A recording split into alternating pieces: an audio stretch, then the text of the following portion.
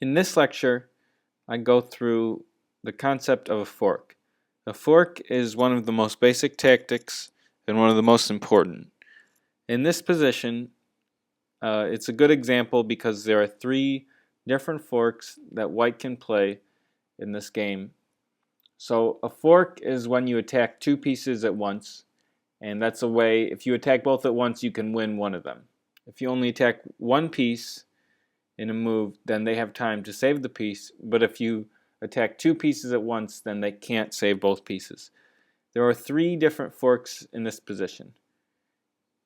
At any time you can pause it and try to find it yourself.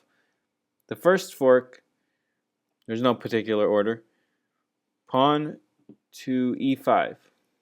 This attacks the rook and the knight. And at every level of chess there's this type of tactic, so this is a really important one to learn and do a lot of puzzles with these types of tactics because they're very helpful. So now the rook is worth 5, the knight is worth 3, the pawn is worth 1, so this is a useful way to trade. So the rook should be saved because the rook is a better piece, and then pawn takes, so that's an example of winning a piece off a fork. Another fork is this one right here. Knight to f7 attacks the rooks. Now the knight is worth 3, the rook is worth 5, so just to be able to trade one of these for the other one, see now they defend each other, so now after captures,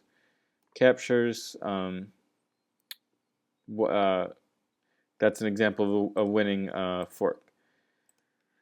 So the third and final fork, which is the best move in this position, is queen to a3 and puts the king in check.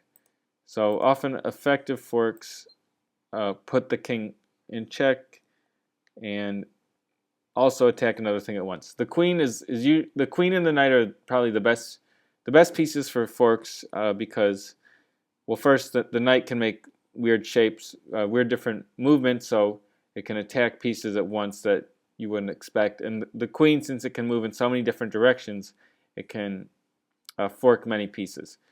Like notice if this were a bishop, the queen could not fork the king and this piece right here because then the bishop would capture.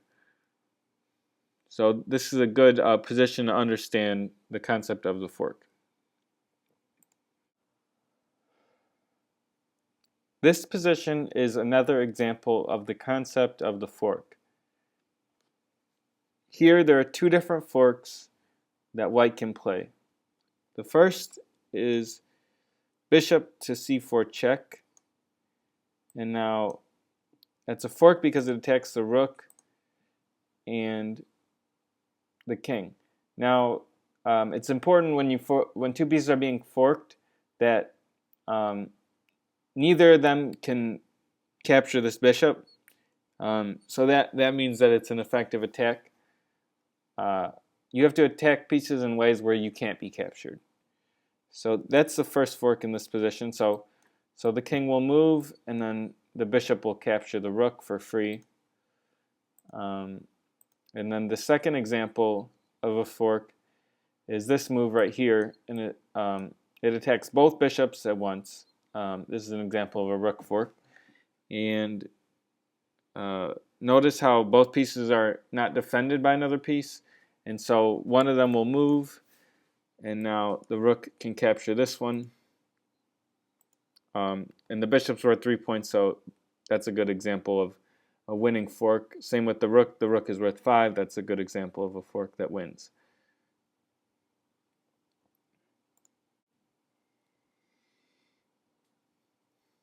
And I just wanted to go through, this was a common strategy I played many games when I first started playing chess when I was younger.